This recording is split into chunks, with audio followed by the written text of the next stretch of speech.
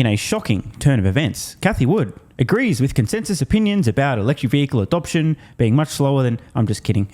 Once again, spitting facts going against the grain in some comments that will surely age rather well, at least relative to the current expert forecasts and consensus opinions for EV adoption, plus some thoughts on Tesla stock. A company that feels like some are starting to understand it less lately, Cathie, is, of course, Tesla. It's not performing, and it feels like everybody everywhere is going after Elon Musk. Now, I don't want to get too pedantic here, but did you know he talks about a company? People are seemingly understanding this. A company, and then goes on to say that the company is not performing well, conflating Tesla stock for the company, which still continues to have industry-leading scale with electric vehicles, the best technology, the data flywheel for autonomy, industry-leading profitability, the only company outside of China making any money selling electric vehicles and making more money than any of the Chinese EV companies that are eking out profits. Oh, and aggressively investing in the future. Everyone on their hands and knees begging for access to Tesla's supercharging network. I mean, the company killing it. The stock languishing. Separate things. All the time. It is your second biggest holding. Are you holding on? And how should investors view Tesla right now? What you're saying is we'll definitely get a report. Yes, well, we report our trades every day, and you will see that we have been buying Tesla. Just got to take a quick pause here to point out the FUD that we're seeing on screen now. Of course, CNBS in the defense. Well, we're just showing the FUD that's being spread about Tesla. We're not spreading it. We're just showing the other outlets that are spreading the FUD. But check this out. One headline from the Balls Deep Journal: the money and drugs that tie Elon Musk to some Tesla directors. From the CRAP, US investigation of Tesla steering problems is upgraded, now one step closer to a recall. And from Doomberg, Tesla asks which jobs are critical, stoking layoff fears. Keyword there, fears. Are you scared? Good. You paid attention. And if you're paying attention because of the fear, we can put some ads in front of your eyes, which is a whole business model. Now, it is true. We're getting close to peak FUD, peak fear, peak uncertainty, peak doubt around Tesla at the moment. I'm all for it. Still buying, so thank you, everybody. But it's quite clear the attacks are ramping up, not just on Elon, but all of his companies, Tesla in particular, at this moment in time. There is so much negative psychology in the stock right now around electric vehicles themselves, which we think is misplaced. We think electric vehicles are going to continue to gain share and really take over the market in the next 5 years. EVs, we think, will be the bulk of the market in the next 5 years. So makes two of us, Cathie, and that's about 2 people on the whole planet, aside from a few viewers of this channel. Still, most consumers and most automotive companies, at least based on their public statements, appear to be under the impression that the ICE vehicle is going to be around for well beyond a decade from this point. I think, like Tony Seba predicts and has well described with the term he recently coined, I think the autocalypse is coming sooner than most people expect. If Cathie's right and the majority of vehicles being sold 5 years from now will be electric, that means the majority of vehicles being sold today, internal combustion engine vehicles, I know this is pretty basic, but they're not going to be sold half a decade from now. And if that's the case, the companies that are reliant upon sales of currently profitable ICE vehicles to stay afloat might possibly be found at the bottom of the ocean. And then beyond that, robo-taxis are going to change the landscape entirely. So our target price, published target price, which is going to change, is roughly $2,000. The stock is a little below $200. So we're talking about a 10x in our base case, and that's not even our bull case.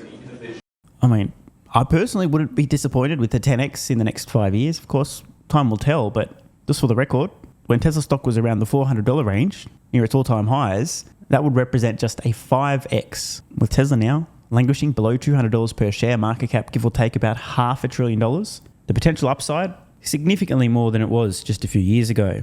And now, Tesla bull and fashion icon Dan Ives has some thoughts. Also, Cathie Wood noting Tesla and saying once Tesla comes out with this $25,000 vehicle, it is going to be in huge demand. And, you know, I just had a moment ago, had a guest on who said, look, Tesla's down 25%, it's a buy.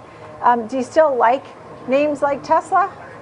Yeah, I mean, look, we have a 315 price target. Obviously, it's been very choppy in terms of post-conference call, and obviously, what we've seen in terms of the Delaware issue, and there's a lot of noise going on, but we've been here before. So there is a lot of noise going on, and we certainly have been here before. Against the wall. It's still the second, third inning of the Tesla story playing out.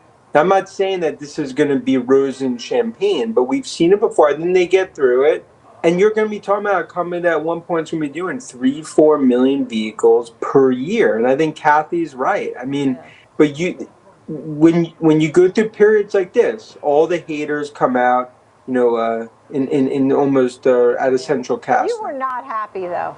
You were not happy with the last earnings call. I mean, you felt that Elon Musk did not come in like an adult and give any sort of clues. Instead, he just gave some big picture vision. So, It's true. I think Dan said words to the effect of, seemed like there was no adult in the room. It appeared to be like a class of preschool. Words to that effect. I think Dan was a little bit upset that Tesla didn't spoon-feed analysts' numbers for the year. Ironically, around the same time, Gary Black posts an excellent, epic, in fact his best all-time post on X, explaining how we as in analysts all need to grow up and not get butthurt because Tesla didn't spoon-feed us numbers, because that's our job to figure the numbers out, not Tesla's job to spoon-feed numbers to us. Elon Musk still needs to bring it, right? I mean, there's concerns about a little bit of everything. His distractions. We know they're looking at maybe more layoffs, even some drug use references that have been popping up, and so on and so forth. Unique communication. I mean, go back to the tactician, the Hall of Famer. If you look at what happened on, Palantir. You look at Microsoft, that's just some examples of what we've seen. All right, we're going to leave it right there. Think you can handle a little bit more Tesla FUD? I hope so. Well, Tesla could be the latest company to slash its headcount in the new year. This is according to a report from Bloomberg. Yahoo Finance's Pras Subramanian is joining us now. And it's not saying that the company is coming out right and saying it's cutting people, right? No, this is a possible email. I guess Bloomberg reporting an email went out to managers with a single line query if this employee's position was critical to each of their that does seem like a pretty strong signal, if indeed. It seems like they're asking about that. Pretty harsh if this leads to sort of dismissals there. But the company has some big costs, right? They have about $10 billion in capex coming up this year, $4.5 billion in R&D. They have 140,000 employees. And they warned about kind of a slow growth phase in their earnings for the next year because of this potential for a new car. So I think there is some possible worry there if you're an employee, but I don't know if it's going to be a huge layoff, or I don't know what they're pondering here, but it's possible that they might kind of trim a little bit. It wouldn't be that surprising if they were trimming, though. I mean, when you look at not just Tesla, but the broader market with demand is slowing, even with price cuts and margin impact, you wouldn't be shocked if you saw that headline drop. Yeah, I mean, apparently they've raised headcount by 20% in the past year, so they're probably going to sort of right-size, I hate to use the word, but like where they might kind of like add positions, cut positions, maybe service, they need to add more for service, but maybe cut a little bit in sales. Who knows? But we'll see what happens. And I mean, they're not, speaking of your last guest, they're not exactly an ESG firm either, so there's definitely some change going on. Well, but where are they, right? They're an electric vehicle company. I don't know. Anyway, I know. What's also Just to be clear, obviously all rumours at this stage, but regarding Tesla not being an ESG firm, it is true. They are currently outranked on the extremely corrupt virtue signalling ESG ratings by companies that produce cancer sticks as their primary source of income. Not even kidding. Covered this a few months ago. But just to be clear, in order to top the ESG charts, your organisation must care most about appearing to be good as opposed to actually doing good. Enforce racist hiring policies, discriminate against people based on sex, gender, skin tone, sexual preference, and so on. Smoke the right polls and do whatever is necessary as opposed to actually having a positive impact. ESG is a gigantic scam. But you already knew that, right? What's so striking to me about this is that this is how traditional automakers tend to operate. In other words, they used to call it layoffs and you weren't fired because they would then be brought back when the demand came back. That's how traditional automakers have operated for a long time now, right? I mean, furloughing workers based on Right. changes in the plant. It sounds like this has to do more with the white collar. I believe it seems like they didn't mention the article. I think it has to do with that as opposed to the line workers. They're not exactly emailing the guys on the line saying, "Hey, is that tire fitter?" Do you have to put that bolt on that on that car? Yeah, you probably do. Yeah, I guess that does make some sense. Yeah. But it also reminds me of Musk's playbook at X, right? When he first took over that company, he was sort of relentless in saying who is necessary to actually keep the thing running. Yeah, it was brought up with X, like, are you with me or against me, right? Otherwise, just leave. You're going to work crazy hours or whatever term he used. Yes. I think that's part of what's happening. Beast mode, I guess. All right, Pras, thank you. Appreciate that update. Is Garrett, do you still have a buy on Tesla? Because right now it's at 187. We do, and we think the stock is in the middle of kind of an overdue pullback. If you look, the stock price more than doubled last year. And so we were arguing, a 20 to 30% pullback would not be unusual. In fact, would represent healthy price action. So we're viewing the sell-off since the beginning of the year as a buying opportunity here in the stock. Just for what it's worth, I have viewed Tesla stocks since early 2016 as a buying opportunity, as in I've been buying it every opportunity that I've been able to since early 2016. Now 6 years and counting. Now, it's true at certain points in time it represented even greater value than at others, but still, the decade-plus time horizon, I have a pretty strong feeling, very unscientific I know, that Tesla stock will have been quite the buying opportunity throughout that 6-year period. Anyway, I look forward to checking back in a decade's time and finding out how well that feeling has aged. Yeah. And then, Kevin, what are you following when it comes to some of the competition in the space overall? I'd love to get some of the research that you've been doing, some trends you're watching, name some names. Yeah, so one of the things I just want to mention is that while electric vehicle sales are still going up, it's more that the sales aren't going up as much as automakers were initially thinking. And more of the EV demand not being their narrative. Now, again, it's true, if you make a steaming pile of shite, you're going to struggle to sell it, whether it's electric or otherwise. But what was the world's best-selling vehicle last year again? Remind me. What was its form of propulsion? Oh, that's right, electric. I rest my fucking case. And so that is where some of the kind of, adjustments are being made right now. So EV sales are still going up. But that price premium of electric vehicles out there is really what's been kind of holding EVs back. There's a significant monthly price premium when you compare an EV to an internal combustion engine vehicle. And that's somewhat the kind of pullback there. Again, hybrids, I think, are going to be really, really interesting in 2024. Particularly plug-in hybrids could be a nice kind of bridge gap point to get automakers along the path towards cleaner vehicles, but without some of the hesitancy that we're seeing with electric vehicles right now. Particularly plug-in hybrids, I think could be really, really helpful on that front. And then the other thing we're really keeping an eye on is what's going to happen with interest rates. New vehicle prices are up quite significantly, and what's going to happen there. Yeah. All right. Garrett, what's your target on Tesla? $275. Maybe I'm hallucinating, but it wasn't that long ago that I think Garrett's price target was within spitting distance of Tesla's actual price. Does that mean it's come back that much, or has he increased it recently? Based on Tesla stock as I record this, Garrett sees almost 50% upside for the stock, and I wouldn't describe him as a mega bull. And just between you and I am consistently praying to the flying spaghetti monster that the FUD continues to roll on. Still buying with every spare cent. Want more content?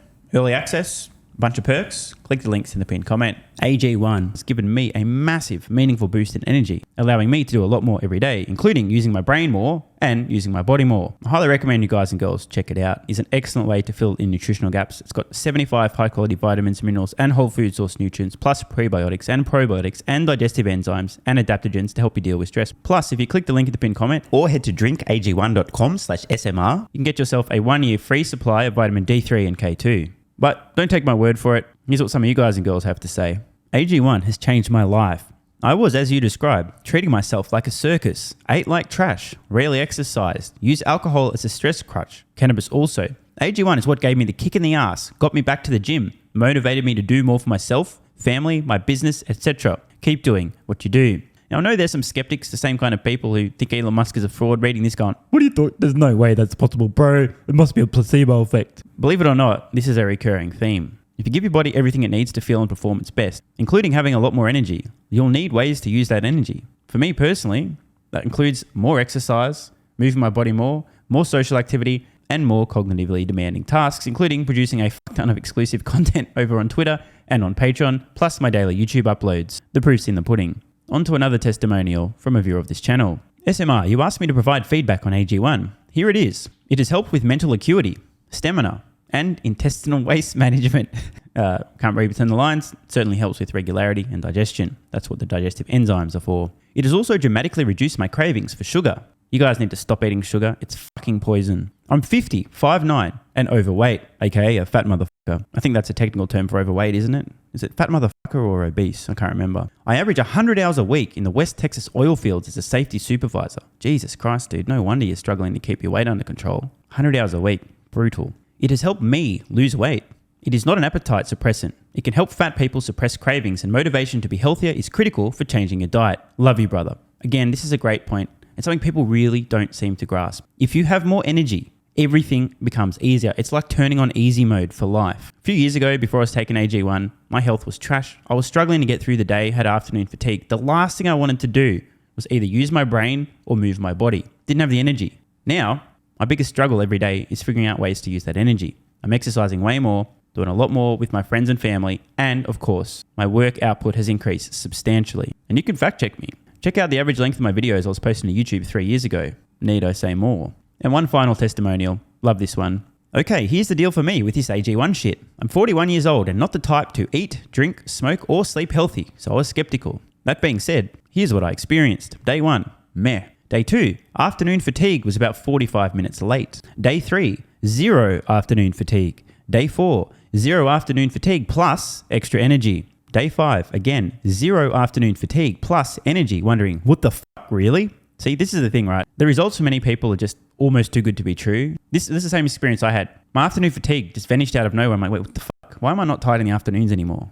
Surely, it's not that AG1 shit, is it? Turns out it was. Day 6 and 7, same thing. Day 8, same thing. Plus, I had the want to get things done around the house that I normally would slack off and not get done. Again, the point, extra energy, you'll need to use it, you'll find ways to use it. Day 9, 10, and 11, and today is day 12. I fucking love it. So however you managed to get me to buy it, I'm so glad you did. Thank you so much, SMR. It really changed me so far. Guys, this shit really works. Just try it. By the way, this is the reason I continue to relentlessly promote AG1. A lot of people get real fucking mad in the comments. Oh my God, snake oil salmon's sold out. Oh my God, he's a scammer. This is fraud. But constantly, I'm pretty sure everyone making these comments is also currently short Tesla stock. I'm not particularly concerned about people having a negative perception, those folks suffering from small brain syndrome, still living in my bum's basement syndrome, etc., writing mean comments, claiming AG1's a scam or it doesn't work. I mean, bro, when I get feedback like this is what keeps me going. Just try this stuff for a month, and if you don't get these results, get your money back. See, it's a literal no-brainer. It's an IQ test at this point in time. Testimonial after testimonial after testimonial like this. Get your money back if it doesn't work. Just try it for a month, and if it doesn't work, get your money back. Today's the day. It's finally time. Be like this guy who was a massive skeptic, but finally, after 1,000 promotions in a row, caved in, tried AG1, and has results like this. Head to drinkag1.com/SMR or click the link in the pinned comment, and please, let me know how you're feeling in a few weeks' time. Now, if you'll excuse me, time to put my extra energy to good use. I'll be recording some more exclusive content for Patreon and my Twitter subscribers. So click the links in the pinned comment. See you over on Twitter and or Patreon, and don't forget to grab your AG1. Love ya.